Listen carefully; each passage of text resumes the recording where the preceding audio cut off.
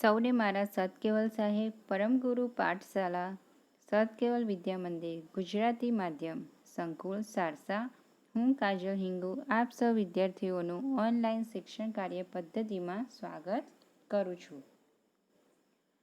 मैं काजल हिंगू कक्षा 6 विषय हिंदी इकाई 7 बूझो तो जाने।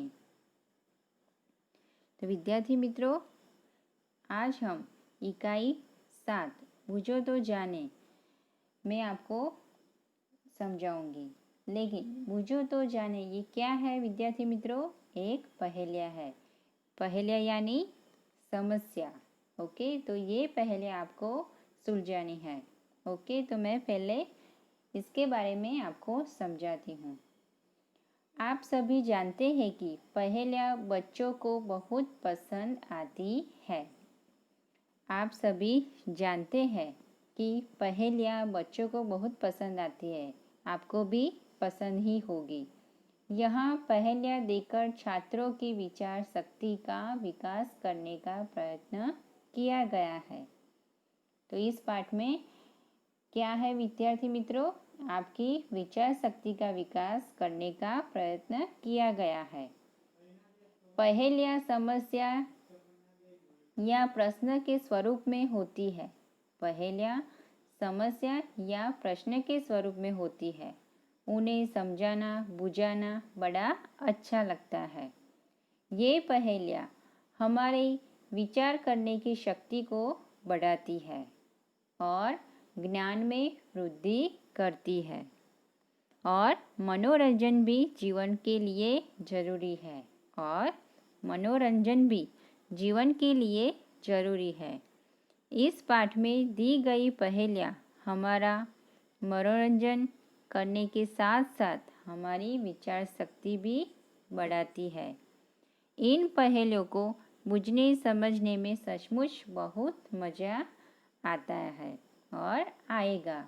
तो विद्यार्थी मित्रों, आपको ये पहेलियाँ सुलझानी है। आप तैयार हैं? ओके, तो हम पहली पहेली को पढ़कर सही चित्र में जोड़िए। ओके, तो आपको पुस्तक में चित्र भी दिखाई दे रहे हैं और आपको ये पहेलियाँ चित्र से जोड़नी है। ओके, तो हम पहली पहेली सुनते हैं। पत्थर का वन ऊंचा है मन। पत्थर का वन ऊंचा है मन, उगते पेड़ घने सारे, नदियों झरनों के उद्गम हम, भूतल के है रखवारे। पत्थर का वन ऊंचा है मन, उगते पेड़ घने सारे, नदियों झरनों से उद्गम हम, भूतल के है रखवारे। तो विद्यार्थी मित्रों, कौन सा चित्र आएगा इसमें? ओके, तो मैं आपको इसका अर्थ समझाती हूँ। हमें आप पत्थरों का जंगल कह सकते हैं। हमें आप पत्थरों का जंगल कह सकते हैं। हमारा मन बहुत ही विशाल है और हमारा मन बहुत ही विशाल है। हम पर बहुत से पेड़ उगते हैं। हम पर बहुत से पेड़ उगते हैं। हम नदियों और झरनों के उद्गम जन्म स्थान है। हम धरती की रक्षा करते हैं। तो इसका अर्थ क्या होगा? ओके, पर्वत। तो ये पहली सुलझाने की क्या आंसर आएगा? पर्वत। तो हम पहले चित्र में पर्वत आपको दिखाई दे रहा होगा, है ना? ओके, तो यहाँ आप लिख ले पर्वत। तो मैं आपको इसका अनुवाद करके बताती हूँ। आप અમને પથ્થરોનું જંગલ કહી શકો છો। અમારું મન વિશાળ છે। અમારા પર ઘણા વૃક્ષો ઉગે છે। અમે નદીઓ અને ઝરણાનું ઉદ્ગમ સ્થાન છીએ, એટલે પર્વતમાંથી જે નદીઓ વહે છે તેનું ઉદ્ગમ સ્થાન છીએ। અમે ધરતીનું પણ રક્ષણ કરીએ છીએ। तो विद्यार्थी मित्रों, आपको पता चला ना? ओके, तो इसका आंसर क्या आएगा? पर्वत। ओके, तो हम दूसरा पहेली सुनते हैं। स्वयं न पीती, स्वयं न पीती, प्यासी रहती, देती जग भर को पानी, देती जग भर को पानी, खेत सींचती नाव चलाती, खेत सींचती नाव चलाती, बहती हूँ मैं मनमानी, बहती हूँ मैं मनमानी। मैं अपना पानी स्वयं नहीं पीती, मैं खुद प्यासी रहकर संसार भर को अपना पानी देती हूँ। मेरे पानी से खेत सींचे जाते हैं, मेरे पानी में नावें चलती हैं, मैं अपने मन माने ढंग से बहती रहती हूँ। तो विद्यार्थी मित्रों, मैं आपको इसका अनुवाद करके बताती हूँ, फिर आपको बताना है। હું મારું પાણી સ્વયં પીતી નથી, હું જાતે જ તરસી રહીને દુનિયાને પોતાનું પાણી પીવડાવું છું। મારા પાણીથી ખેતરોમાં સિંચાઈ થાય છે, મારા પાણીમાં નૌકાઓ યાની હોડીઓ ચાલે છે, હું મારી ઈચ્છા અનુસાર વહેતી રહું છું। તો એનું શું થશે? આન્સર શું આવશે? ઓકે, નદી। तीसरी पहेली, फल देकर सफल हुए हैं, फल देकर सफल हुए हैं, हरियाली फैलाते हैं, फूल फली जड़ छाल बीज दे, क्या दे? फूल फली जड़ छाल बीज दे, सबको सुखी बनाते हैं, और क्या बनाते हैं? सबको सुखी। हम सबको फल देते हैं, सबको फल देने में ही हमारे जीवन की सफलता है। हम हरे भरे हैं, हम हरे भरे हैं और हरियाली फैलाते हैं, अपने फूल कलियां जड़ छाल और बीज देकर हम सबको सुखी बनाते हैं। तो इसका आंसर क्या आएगा? ओके, વૃક્ષ। અમે સૌને ફળ આપીએ છીએ, સૌને ફળ આપવામાં જ અમારી જીવનની સફળતા છે। અમે હર્યા ભર્યા છીએ અને હરિયાળી ફેલાવીએ છીએ। અમારા ફૂલ, सींग, મૂળ, છાલ અને બીજ આપીને અમે સૌને સુખી બનાવીએ છીએ। તો આ શું થયું? વૃક્ષ। हम अगले पहेली में जाते हैं। हम दोनों पक्के मित्र हैं, हम दोनों हैं पक्के मित्र,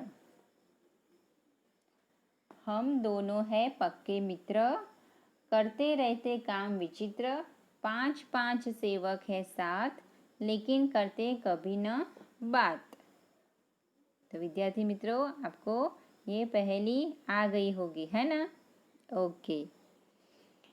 हम दोनों पक्के मित्र हैं, हम अनोखे काम करते रहते हैं, हमारे प्रत्येक के साथ 5-5 सेवक रहते हैं, लेकिन वे आपस में कभी बात नहीं करते। 2 हाथ। इनका आंसर क्या आएगा पहेली का? हाथ। Very good. અમે બંને ખાસ મિત્રો છીએ, અમે અનોખા કામ કરતા રહીએ છીએ। એટલે આપણે હાથેથી કેટલું કામ કરીએ છીએ? ઓકે, બધું જ।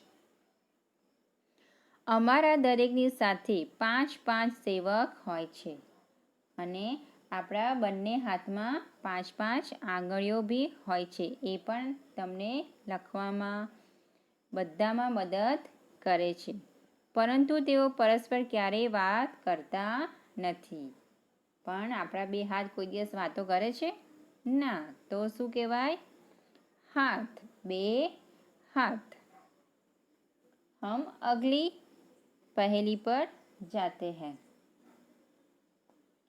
कभी हूँ पतला कभी हूँ मोटा, कभी गेंद जैसा हूँ, मेरी कोई बहन नहीं पर बच्चों का मैं मामा हूँ। मैं कभी पतला और मोटा हो जाता हूँ, कभी मेरा आकार गेंद जैसा हो जाता है, मेरी कोई बहन नहीं फिर भी मुझे बच्चे मामा कहते हैं। ये तो सबको आता होगा, है ना? कौन है? ચાંદા મામા. ઓકે, ચાંદ. હું ક્યારેક પાતળો અને ક્યારેક હષ્ટપુષ્ટ થઈ જાઉં છું. ક્યારેક મારો આકાર દડા જેવો થઈ જાય છે. મારે કોઈ બહેન નથી, છતાં પણ બાળકો મને શું કહે છે? મામા. तो इस पहेली का क्या है उत्तर? चांदा मामा. बड़े सवेरे उठती हूँ मैं, सैर गगन की करती हूँ मैं, आलस चुस्ती तनिक न करती, हरदम ही कुछ न कुछ करती हूँ मैं. तो ये क्या करती है? बड़े सवेरे उठती हूँ मैं, सैर गगन की करती हूँ मैं, आलस सुस्ती तनिक न करती, हरदम ही कुछ न कुछ करती हूँ. मैं सुबह बहुत जल्दी उठ जाती हूँ. मैं आकाश की सैर करती हूँ. मैं जरा भी आलस नहीं करती. मैं हमेशा कुछ न कुछ करती रहती हूँ. तो क्या आएगा इसका आंसर? ગોરૈયા. Very good. હું સવારે ખૂબ વહેલી જાગી જાઉં છું. હું આકાશમાં સૈર કરું છું. હું જરાય આળસ કરતી નથી. હું હંમેશા કાંઈક ને કાંઈક કરતી રહું છું. ચકલી. ओके, सुबह उठकर गौरैया हम सबसे पहले उठकर गगन की सैर करने लग जाती है और खाने ढूंढने के लिए कुछ न कुछ करती है. तन है मेरा हरा भरा, तन है मेरा हरा भरा, रस से रहता सदा भरा, भीतर से मैं हूँ लाल, प्यास बुझाकर पूछूं हाल. तो क्या है इसका आंसर? ओके, तरबूज. मेरा शरीर हरे रंग का है, अंदर से मैं लाल रंग का हूँ और हमेशा रस से भरा रहता हूँ. गर्मी में पहले लोगों की प्यास बुझाता हूँ और फिर उनका हालचाल पूछता हूँ. મારો દેહ લીલા રંગનો છે. દેહ યાની શરીર. અંદરથી હું લાલ રંગનો છું અને હંમેશા રસથી ભરેલું જ છું. ઉનાળામાં પહેલાં હું લોકોની તરસ છીપાવું છું અને પછી તેમની ખબર પૂછું છું. इस पहेली का आंसर क्या है?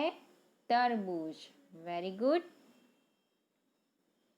तो विद्यार्थी मित्रों, आपको ये सब पहेली आपको आ गई होगी और समझ में भी आ गया होगा, है ना?